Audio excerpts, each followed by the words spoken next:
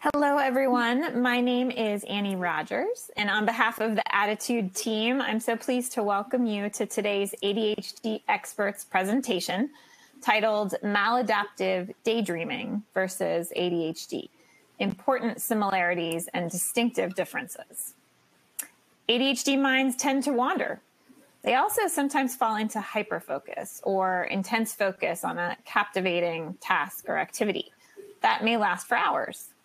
But these ADHD trademarks are distinct from the phenomenon called maladaptive daydreaming, which is a more compulsive and repeated engagement in immersive daydreaming that is so vivid and fantastical that individuals may get lost for extended periods of time.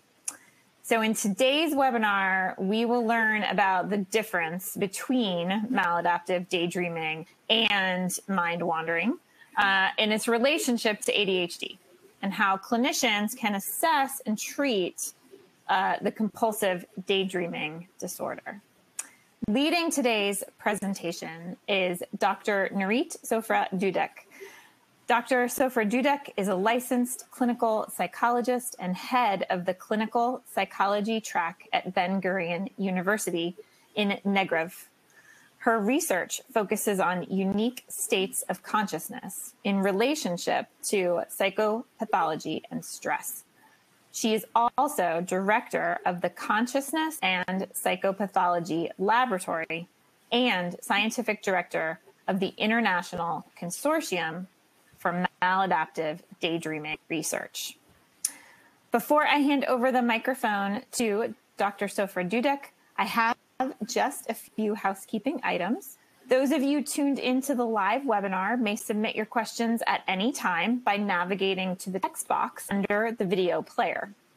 To download the slides, click on the Event Resources section of your webinar screen. And if you're interested in the Certificate of Attendance option, look for instructions in the email you will receive about an hour after the live broadcast. If you are listening in replay or podcast mode, visit adhdmag.com and search podcast number 412 to access the slides, the webinar replay, and the certificate of attendance option. If you support the work we're doing here at Adhd to strengthen the ADHD community, we encourage you to visit adhdmag.com/subscribe and sign up for Adhd Magazine. If you sign up now, you will start your subscription with the fall issue of Adhd, which features a full-length article about today's topic, maladaptive daydreaming, and it explains in depth some of the research we will be reviewing today done by Dr. Soffer-Dudek. Finally, the sponsor of this webinar is Play Attention, Improve Executive Function and Self-Regulation. For more than 25 years, Play Attention has been helping children and adults thrive and succeed. Tufts University School of Medicine found Play Attention significantly improved attention, executive function, academic performance, and behavioral control of students with ADHD. Your program will include a lifetime membership and a personal executive function coach to customize your plan along the way. Home and professional programs are available. Call 828-676-2240 or click the link on your screen to schedule your free one-on-one consultation. Visit www.playattention.com to learn more. Adhd thanks our sponsors for supporting our webinars. Sponsorship has no influence on speaker selection or webinar content. So without any further ado, I'm so pleased to welcome Dr. Soffer-Dudek. Thank you so much for joining us today and for leading this informative discussion on maladaptive daydreaming. Thank you so much. Thanks for having me. So hopefully I'll be able to talk about everything I want to during this short speak. So I'll just start. I'm going to talk today about the links between ADHD and maladaptive daydreaming, However, the title is a bit misleading. I don't know why I wrote maladaptive daydreaming versus ADHD, because actually most people with maladaptive daydreaming, they will meet criteria for ADHD, but I'm going to talk about that. But mainly what I want to talk about is mental health differences between immersive daydreaming and mind wandering, two different mental patterns that may lead to ADHD. So that's kind of my corrected title. But I'll get to everything. So before I get to when the mind wanders or when things go wrong, I first want to talk about what's called normal daydreaming. Because daydreaming is kind of a benign word. It's not necessarily related to psychopathology at all. And we do know that everyone daydreams. So we have to talk first about what's normal before we can talk about what's maybe abnormal. So mind wandering is a term that's sometimes used to convey daydreaming, and daydreaming is sometimes a term used to convey mind wandering. They're pretty interchangeably used. So mind wandering or normal daydreaming is internally generated thought. That's even the scientific definition of mind wandering, which is really a very broad definition. So anything which is internally generated, which is not my current task, if I'm doing a task which is external. So if I'm doing a task, washing the dishes, and I'm not thinking about washing the dishes, but I'm thinking about something else that my mind has generated, that would be considered mind wandering. And everybody does that. That happens to everyone to a certain extent. One really very rigorous study, which has been cited a lot, found that they used an app and they actually sampled a few times during the day and asked people what they were thinking of at that moment. And they found that over 50% of the time, people reported mind wandering, which means that most of the time we're not necessarily in the present. We're thinking about the future, we're thinking about the past, we're thinking about other things, and that was very normal. And this study was on about 2,000 people. It was very rigorous. So it's completely normal to daydream or to mind wander to a certain extent. That's not pathological in itself. Also, a lot of researchers have discussed or theorized about potentially adaptive roles of daydreaming or mind wandering. It has been hypothesized that it's important for future planning, mental breaks from whatever it is we're doing that's maybe important for our functioning, creativity, to just let our minds wander and get to places that we didn't necessarily plan ahead, and even creating one's own life narrative.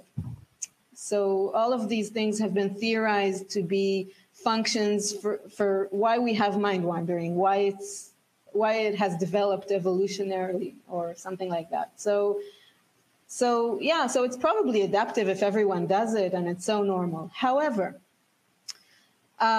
first of all, that same rigorous study that I mentioned before is just one of the studies showing that when your mind wanders, you're less happy. You have more negative emotion. You report less happiness. You report more stress.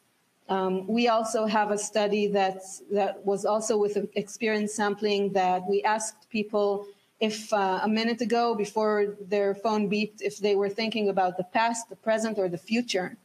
And we found out that when people reported that they were thinking about the present, they had less stress and their content of thought was more positive. Whereas if they were thinking about past or future, their content was more negative and their stress was higher at that moment. So there's a lot of empirical evidence to show that perhaps mind wandering or daydreaming, or maybe too much of it, is not so adaptive. So maybe it's too much of a good thing. I'm not sure, but that's what the evidence shows us. So now I'm going to talk a bit about the DSM and about psychopathology. So now that we're clear about how daydreaming is normal and widespread, but still related to some not so good things, then maybe we can talk about psychopathology. So in the DSM-5, in the DSM-4, we had the diagnosis ADD, which was ADHD without hyperactivity, right? Which is the name of this platform, the Attitude magazine. So now in the DSM-5, we have the ADHD inattentive subtype. They call it ADHD even when it's without hyperactivity.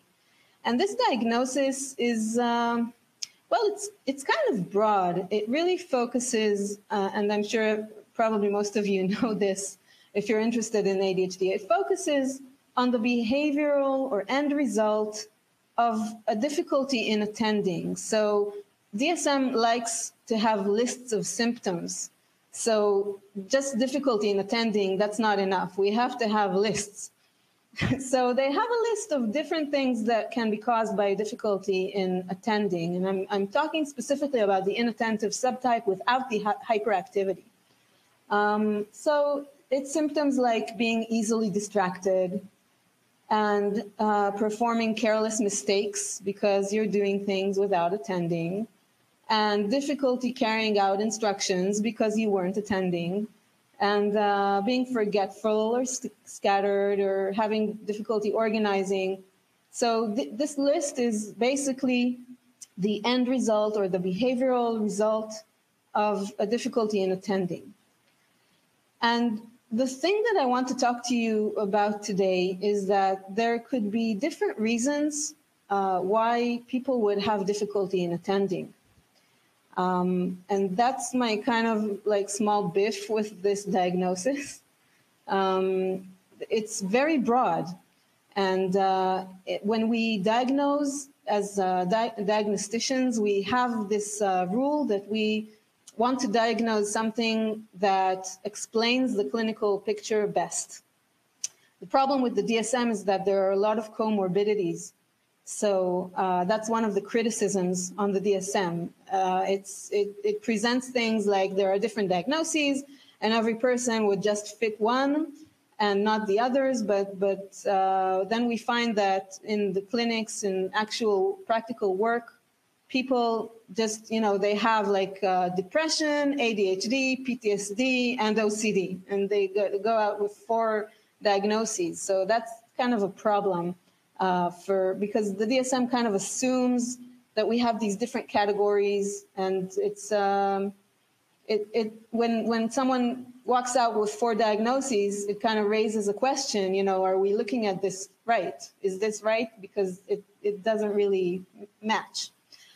So with ADHD, that's really a problem because there are a lot of clinical conditions that could cause someone to have difficulty in attending. And then they would have all those symptoms that we saw before in the list because they have a difficulty in attending, which could be for many reasons. And then, they would fit the list. So why don't everyone get a diagnosis of ADHD? Well, that's because we have this rule when we diagnose that if something explains the clinical picture better, then, the other diagnosis is not needed. So like if there's depression, and in my view as a psychologist, I believe that the difficulty in attending is part of the depression syndrome, then I can say, okay, so there's no need to diagnose this person with ADHD as well. I can just diagnose with depression because we want each person to have as little diagnoses as possible. We don't want to send them out with 8 diagnoses. So we can just, diagnose with depression, and we don't need to diagnose ADHD inattentive type in this case, because if I believe that the difficulty in attending is just part of the depression, then the ADHD diagnosis would be superfluous. So I want to talk to you about different types of internally generated thought that could lead to this list of symptoms. And then I'll get to maladaptive daydreaming. So there are different types of potentially distracting internally generated thoughts. One of them is random distractions, variable attention, hyperassociation, which is typical mind wandering. And maybe this is familiar to you because this is the mental pattern that people generally think about when they think about ADHD. Most people with ADHD, with or without hyperactivity, they have this difficulty in attending, this scattered mind, this just mind wandering, and without any specific content necessarily, just very distractible and very hyperassociative. And, you know, it's just something that's very difficult to define, very, very difficult to define. But this is like the typical ADHD. This pattern, which I wrote here, is the typical or prototypical ADHD. Another thing that could cause people to have trouble concentrating and attending is rumination, which is repetitively thinking about the past, repetitively thinking about things I could have done differently, or maybe about my symptoms, repetitively thinking things which are very non-helpful, like asking, why did this happen to me? Why does it always happen to me specifically? Or, you know, self-criticism, which is very repetitive. And this kind of thought pattern of rumination has been very related to depression. It's also related to anxiety, but it's very related to depression. And it's a very strong predictor of depression. And this is also something that causes someone to not be in the present. They're more in the past, more in thinking, why has this happened to me? Or, you know, remembering things that happened and that were bad and replaying them in my mind, which is also kind of related to PTSD, having flashbacks of bad things that have happened. So these two things related to depression, anxiety, and PTSD, and they're all things that would cause someone to have difficulty in attending. And not necessarily, these things would not necessarily justify a diagnosis of ADHD if the clinical picture is better explained by, you know, depression, PTSD, anxiety, whatever. Another thing is worry or planning about the future. And this is very related to anxiety, to like general anxiety disorder, social anxiety disorder, panic disorder. Many anxiety disorders are characterized by worry, by thinking about, you know, if I go there, what would happen and how would I react and what would people think of me and all these questions. And that would also cause a difficulty in attending. If that's what you think about all day, then you can't concentrate in class and different tasks or work. Another mental pattern is obsessions or mental compulsions. So obsessions are like thoughts that are very kind of complex and they're very intrusive and something which is not necessarily rational. And I kind of know that it's irrational, but it doesn't go away. And it's very intrusive, very non-controlled, and it just repeats itself. And mental compulsions are like when people they feel the need to do some mental act they perform in order to feel safe, like counting or checking in their minds, like a checklist inside their heads to make sure they did something. So these things are related to obsessive compulsive disorder. And again, this causes a difficulty in attending. This takes a lot of mental resources and causes difficulties in attending. So people could potentially be diagnosed with ADHD in addition to their OCD. And we know that that is a very common comorbidity. And researchers have written about that it doesn't really make sense because OCD and ADHD are kind of the opposite of one another because OCD is very controlled. It's too much control, and ADHD is not enough control. So it doesn't really make sense. And the explanation is that, again, obsessions and compulsions, they take a lot of mental resources. So people have difficulty in attending.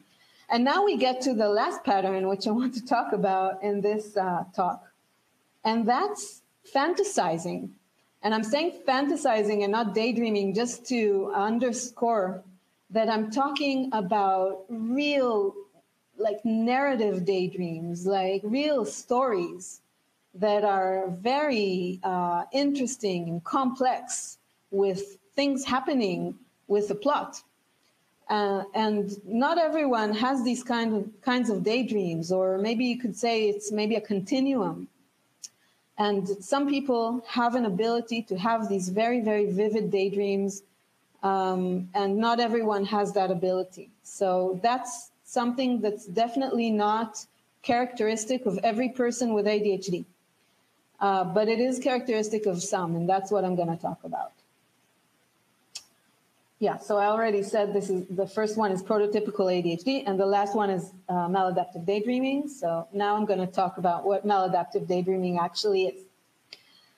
So maladaptive daydreaming is, I'll just say it's a suggested syndrome. It's not a formal diagnosis because it doesn't appear yet, not in the DSM, not in the ICD, not in any formal psychiatric manual, but we're hoping it will. We're trying to get there so that one day it will be recognized. But we did define it as a syndrome, as a suggested diagnosis. And it's defined as compulsively or addictively engaging in extensive fantasy activity that replaces human interaction. It's instead of actually going out there and being with people for real in real life, and or interferes with academic, interpersonal, or vocational functioning. So people with maladaptive daydreaming, they feel a need all the time to daydream, and that really interferes with their functioning. And for them, that's the reason that they can't attend. So most of them will meet criteria for ADHD inattentive type, and I'll say that again later, but I'm already throwing that into this discussion. But for them, their experience is that it's because they just want to daydream all the time, because it's so much fun in the short term. Why is it so much fun? Because these people have an ability for very immersive daydreaming. Like, I don't have that ability. I research it, but I don't have that ability. I could have an interesting daydream maybe here now and then, here and there, but I don't have this ability to daydream for hours and hours on end and not get bored. I would get bored very quickly. And these people have an ability for very vivid daydreaming, and they feel it as very real. It's almost like a sensory experience. They experience it as very real. They know it's daydreaming. It's not psychosis. They don't lose contact with reality. They definitely know they're daydreaming, but they get very immersed, and they get very totally into it. And they experience it as very real, like most of us experience TV. You know, when you watch Netflix or whatever, and you really enjoy it because you just get, into it, sucked into it, and you forget about your environment. So that's what it's like for them. And I want to just say that some people have this ability for very vivid daydreaming, but it's not maladaptive daydreaming because for them it's not maladaptive. It's maladaptive once it gets out of control and the person feels that this interferes with their life and they can't control it, and that they want to stop it, but they can't. That's when it's maladaptive. So it's very much dependent upon the person's own experience. Okay, so I don't want you to think that I'm saying that anyone who can daydream so vividly is necessarily diagnosable. It's only diagnosable if it really causes the person distress or impairs functioning, like everything in the DSM. The content at times could be completely unrealistic and fantastical. It could be about characters from movies or TV, like Harry Potter. It could be about invented characters. It could be things that maybe involve celebrities, and things that are very, very, very far away from the person's reality, which is different than, some people who do like normal mind wandering or even rumination. They can maybe think about, telling off their boss or answering their partner in a different way than they really answered. And that's more common. It's very normal. And with maladaptive daydreaming, it's more like, imagining yourself hanging out with Queen Elizabeth. And it's very, very far away from life. And that's part of what makes it kind of like dissociative, because it's so far away from your life and it feels real. And then you come back to your life and it's completely a different life than you just lived in your mind a minute ago, and feels disconnected. The fantasies have a narrative, like I said before, with fictional characters, plots. There's emotional involvement. People they become very attached to the figures. One person told us that she's in love with her fictional character, more than she is with her husband. And, they can cry and just really react emotionally during the daydreaming, which, as I said, could last for hours on end. So they could just, close the door to their room and just daydream for hours on end and laugh and cry and walk around and just like a person would watch TV, would binge on something on TV. And for them, it's really interesting. Some people have described it kind of similar to a soap opera because the characters can evolve over time. So like the characters grow older and then become parents and then become grandparents. So it could go on for years. And so like you could have the same characters for like 20 years of your life, and they have evolved and grown just like you have. And another characteristic is that the daydreamer yearns for the activity. They have an urge to do it because, as I said, it's enjoyable in the short run. And they just want to do it all the time. So it becomes like an addiction or like a compulsion. They just need to do it, they want to do it, and they feel distress when they can't do it. And a lot of the time they would seek solitude to do it freely. They know that it kind of looks weird from the side, so they want to do it freely in their own house or room. And many times they would choose to do this over meeting friends, going to, things that are related to their actual life. So this could be very debilitating. Another thing is many people use music to kind of trigger this special state, this like altered consciousness state where they get very immersed and they're like in a trance kind of. And the music helps them get into it. So this is kind of semi-controlled. It's like an addiction. It's like someone who's addicted to gambling or something else which is behavioral. So they kind of know that they're going to do it. So they put the music on and they just feel an urge to go do it. And it involves very deep absorption, like I said, like total attention to this thing and oblivious to what's going on around you. Especially if they let themselves go. If they know they're alone and no one's supposed to disturb them, they can just go into this very, very deep absorption, like trance state. And another thing, aside from music, is that a lot of people it's associated for them with stereotypical physical activity. And this is different than the hyperactivity of ADHD, the hyperactive type, because hyperactivity is kind of like a non-instrumental activity. It's like agitation, just general physical motor activation where you just feel like you need to move. And with maladaptive daydreaming, it's more specific. There are people who pace. Some people just go running, or when they're running, it becomes activated even if they don't want it to. Some people do like body rocking. Even one person told me about her headbanging. So it's a lot of stereotypical movements. We have some collaborations with pediatricians because in childhood there's a diagnosis called stereotypical movement disorder. So we kind of think it's that some of the cases could be future adult maladaptive daydreamers. So we have a few collaborations in that area. Some people just use their hand to just, wave something in front of their eyes. They really like go into this trance state. It's a way for them to kind of self-hypnotize to a certain extent and go into this deep trance state.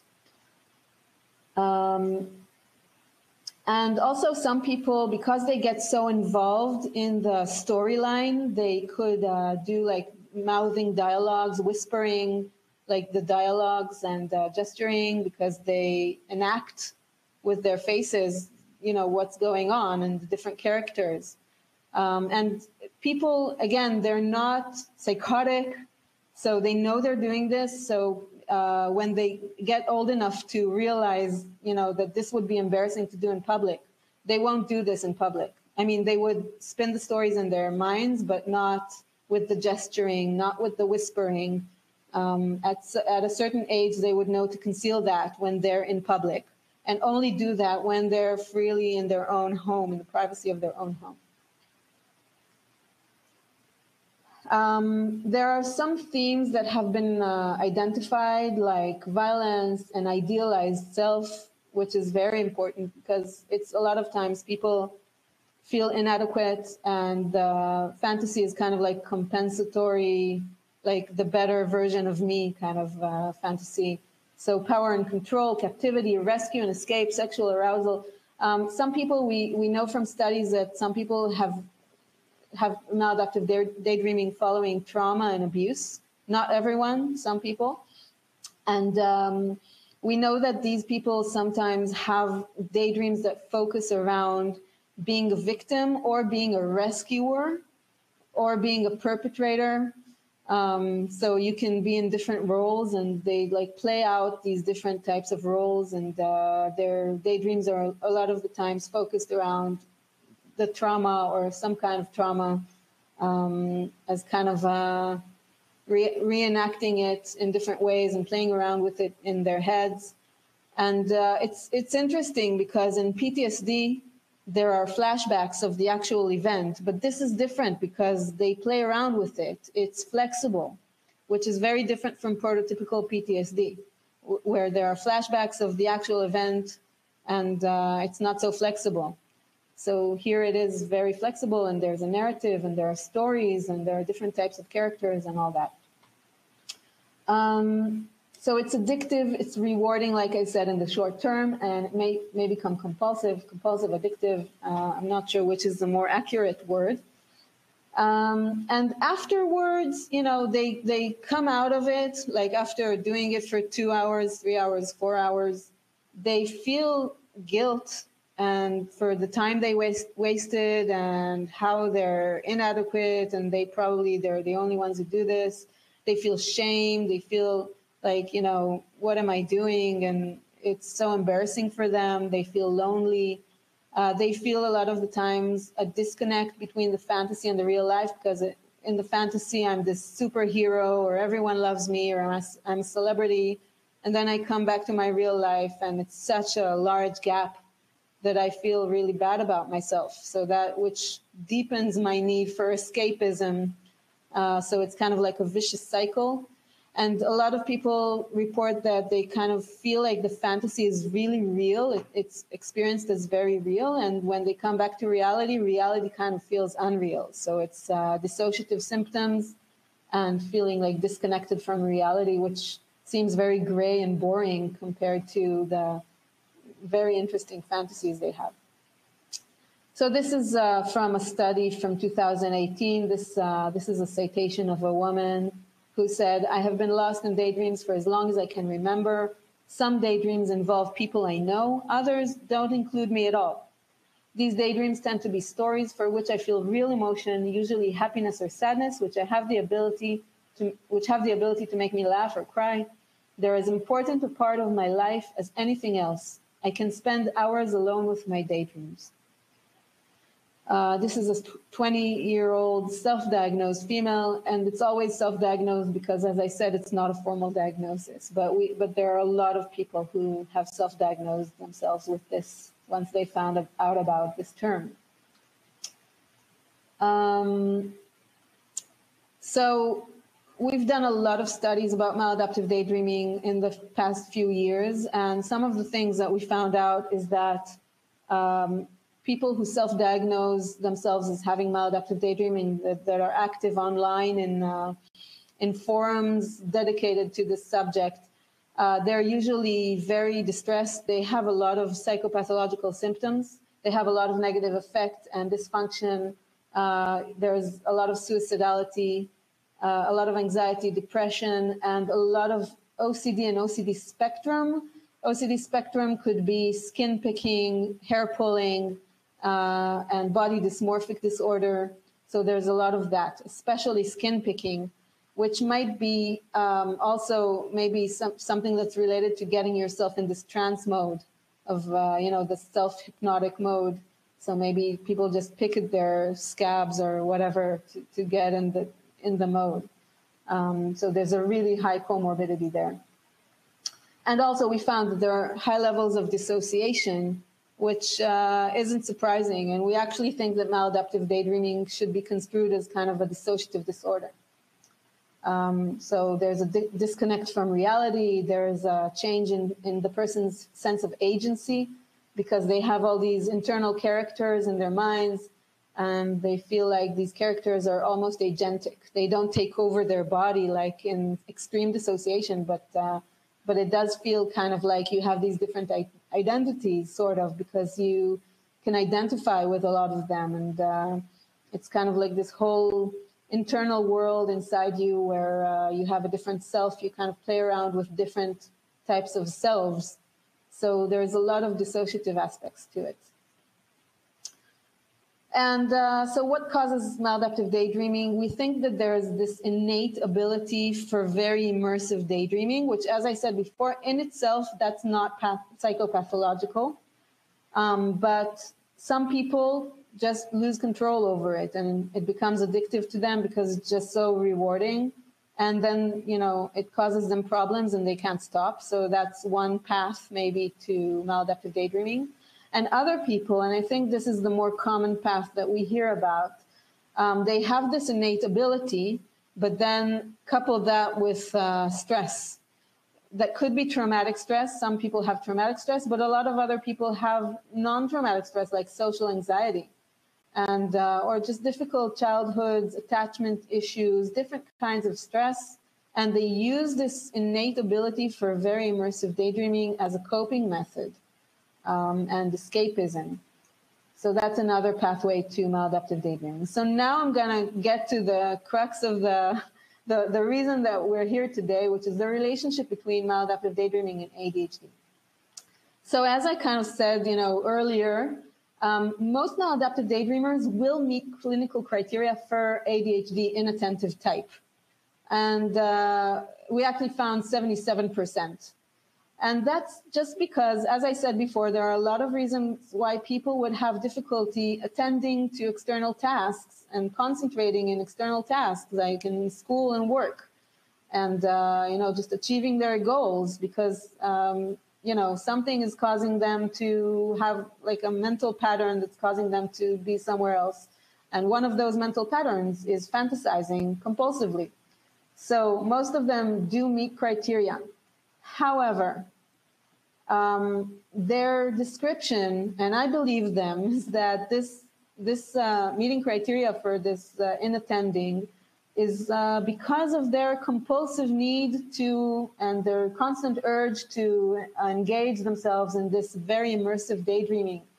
And this means that if maladaptive daydreaming were in the DSM or any other psychiatric manual for that matter, then, as a clinician, I would want to diagnose this person as having maladaptive daydreaming, and I would feel like the ADHD diagnosis in this case is not needed because it's, it's just the symptoms are better explained by maladaptive daydreaming. And as I said before, we don't want to just diagnose with many things.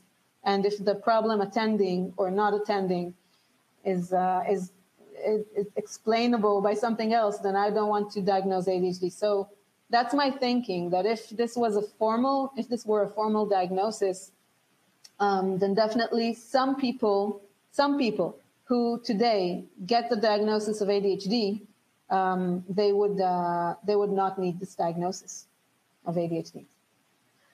And so we did a study recently after we found 77% of ADHD inattentive type among maladaptive daydreamers. We wanted to do an opposite study, which would look at people with ADHD, adults with ADHD, and check how many of them meet criteria for maladaptive daydreaming. Because if we're correct that there is something here which is something else, then we shouldn't find such a high percentage, because such a high percentage says these things are the same.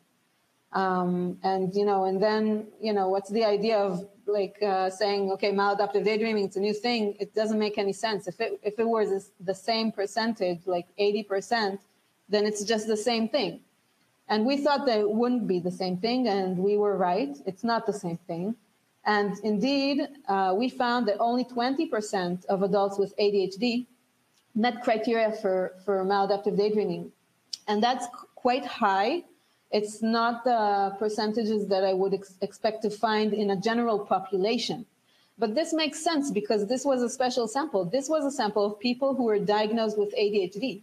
So what we're saying is that there's a pathway to get the diagnosis of ADHD that we think should be labeled maladaptive daydreaming. So these 20% of people with ADHD, in our view, should be diagnosed with maladaptive daydreaming. And that's what explains their difficulty in attending. So this asymmetry, this 20% versus 77%, that's kind of very important. And it kind of shows that MD and ADHD are not the same thing. And so basically what I'm saying is that there is mind wandering, which is typical for ADHD. It's like prototypical ADHD, inattentive type. And there's maladaptive daydreaming or fantasizing, which is the other path, or another path for ADHD. And I just want to say we have a website, the International Consortium for Maladaptive Daydreaming Research, the ICMDR. We're several research groups from around the world who are interested in this. Most of these research groups have been dissociation researchers before. And I'm leading this together with my colleague, Professor Eli Zomer, also from Israel, who coined the term maladaptive daydreaming and recognized this. And we have there the different scales that we use in research. There's a cutoff. And we've also developed a structured clinical interview for maladaptive daydreaming. We have all the research there, so it's if it interests you, you can go to the website. And now I'll say 2 minutes. I'll talk about treatment. So first of all, as I said, a lot of these people are distressed, and they could use psychotherapy. A lot of the time it's escapism or trying to cope with other issues. So you should resolve underlying issues and psychological problems. You can also use cognitive behavioral techniques. I mean, in psychotherapy, again, there are techniques for managing addictive behaviors, behavioral addictions. So this acts like a behavioral addiction. So that could also be useful. Mindfulness training, which helps you be in the present and not let your mind run away. And there's preliminary evidence that for some people, SSRIs could be useful. So there's possibly a role for serotonin, but this is very preliminary. So more research is needed. And that's it. The last thing that I'm going to say is there are very large communities online of people who recognize this in themselves or self-diagnosed maladaptive daydreamers. So on Reddit, it's, I think, the largest community. There's about 70 or 80,000, I think 75,000 people in this group called Maladaptive Dreaming, this subreddit.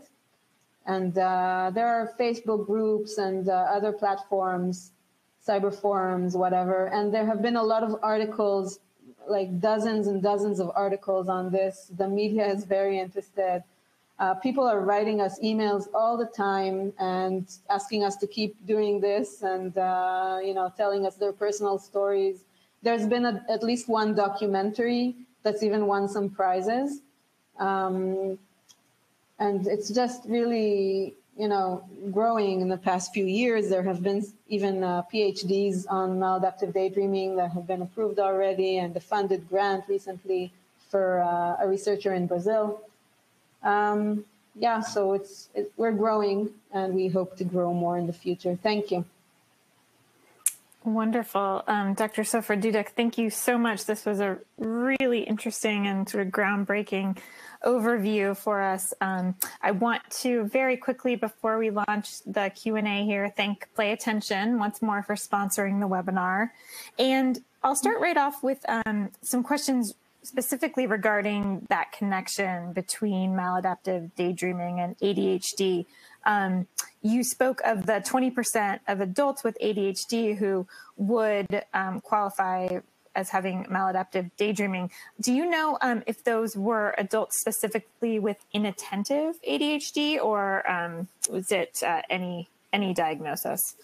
That's a really important question. Unfortunately, in that study, we couldn't make this differentiation of the inattentive type versus the hyperactive type or the combined, just because in that study, we asked for documentation for their diagnoses, and the documentation for ADHD, it's just amazing how variable it is. And so this one is from a psychiatrist, and this one is from a neurologist, and this one's from like this place that they diagnose.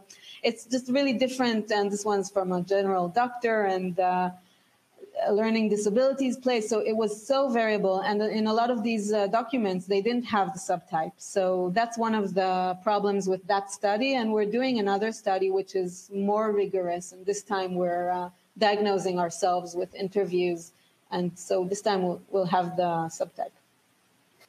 Okay, good to know that distinction there. And that leads into another question about most of this focused on maladaptive daydreaming in adulthood. In your mind, would there be a criteria that this behavior must endure for some period of time before a diagnosis would be made? I'm thinking, we often assume that children are more likely to slip into daydreams, and it's seen as a sort of normal developmental process. So is there an age at which diagnosis would happen, or a duration of time that maladaptive daydreaming must be experienced before a diagnosis would be warranted?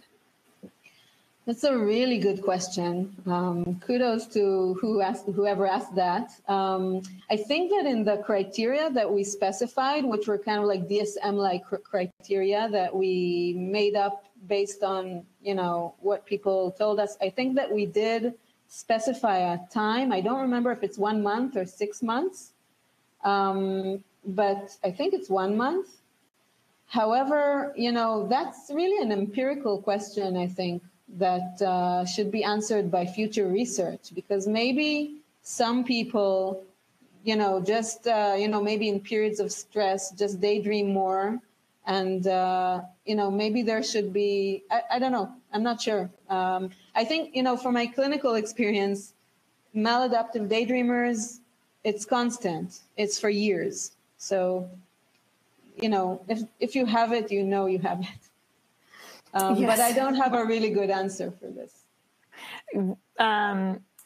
There were a number of people who wrote in and said that they felt that they had possibly engaged in something close to maladaptive daydreaming as a child, and maybe as a coping mechanism for ADHD symptoms or other symptoms, but that they felt they had sort of outgrown it. So that was sort of the question is it possible that this could be developmental for some people, at least? Yeah, no, definitely. I think that's really important. We don't really have any published studies on children yet. We have several things that are ongoing right now. So in a few years, we will have published studies on children, but definitely there's a need for longitudinal research and just, understanding, if we can we need to diagnose kids. That's a challenge, because most people working on this don't work with kids. And, we just researched adults a lot. And, we have to have a different type of interview. And we've developed actually a questionnaire for children. It's not validated yet. As I said, nothing was published yet. So first of all, we have to, identify who these kids are And then we need longitudinal research to see, what happens to them, how many will be adult maladaptive daydreamers, and how many will just grow out of it. That's such an important question. Unfortunately, the research is not there yet. Mm-hmm. And you had mentioned that a criteria for maladaptive daydreaming, and an important one, is that it's seen as bothersome or impeding in your ability to lead your, the life that you would like. And a number of people writing in saying that, as family members, parents, or loved ones, it's bothersome to them, but not to the individual. Is it possible then, do you think that this would qualify as maladaptive daydreaming if it's impacting those around you, but not necessarily the individual engaging? I think that's the difference between adult maladaptive daydreamers and child or teen maladaptive daydreamers. For children, it's a lot of the times it's not yet shameful. They don't realize that it's not a problem for them. They don't feel, small children, they don't feel shame about it. And, they could even gesture in class until they realize that this is causing them problems. That might take a while. So, all this shame and loneliness and feeling like this interferes with my abilities to actually create, real life relationships, all that stuff, that happens as you grow. At first, you just have this innate ability and it's really fun. And you just want to do it all the time. So you pace around in circles and you do this thing. And, the parents look and they say, what's going on? What's he doing? What's she doing? And it's just not causing you problems yet that you're aware of, or it's not causing you distress that you feel. And your parents might be really worried about you, or your classmates may make fun of you because you do these gestures, but you're not really aware and you don't really realize what's going on. And, adults, they really know how to conceal it. So I don't think that people would notice if they have like a partner who does this. Maybe they would think that he or she is kind of flaky or ADHD or distracted and forgetful and weird or spacey or whatever. But it's really hard to diagnose someone else with maladaptive daydreaming if they're an adult. This really depends on the person's own account of what's going on in their minds. That's really interesting. On this topic of mostly children, but not exclusively, a number of people wondering about whether there has been any research to date on the connection between video game use and maladaptive daydreaming. That's an important question. I think there is something starting. I don't think there's something that has been published. There have been published studies on the relationship between maladaptive daydreaming and celebrity worship, which might also be at least partly involves, online engagement in forums with these celebrities. But gaming specifically, I don't think there's been something that has been published yet. But that's a really interesting direction. I think that for some teens, the gaming could be like a trigger, kind of like TV, Beauty and the Beast or Harry Potter or whatever. So gaming could also be something that helps them kind of start and think about the characters, and then they continue on in their minds. But addiction, this behavioral addiction to gaming is actually very similar to maladaptive daydreaming, just, in people who maybe don't have this ability for maladaptive daydreaming, but the mechanisms could be very similar. It's also a behavioral addiction. Yeah. Okay. A number of people interested also to know whether there is any research regarding the connection to autism spectrum disorder, whether this behavior is more common in individuals with autism, or any connection I have an answer there? for that. Okay. Yeah, there has been a study. There's definitely a connection. Again, this is related to the topic of stereotypical movements, which are very common in autistic kids. And the study that has been on adults that have been diagnosed as being on the autistic spectrum. So there were very, very high percentages of maladaptive daydreamers there.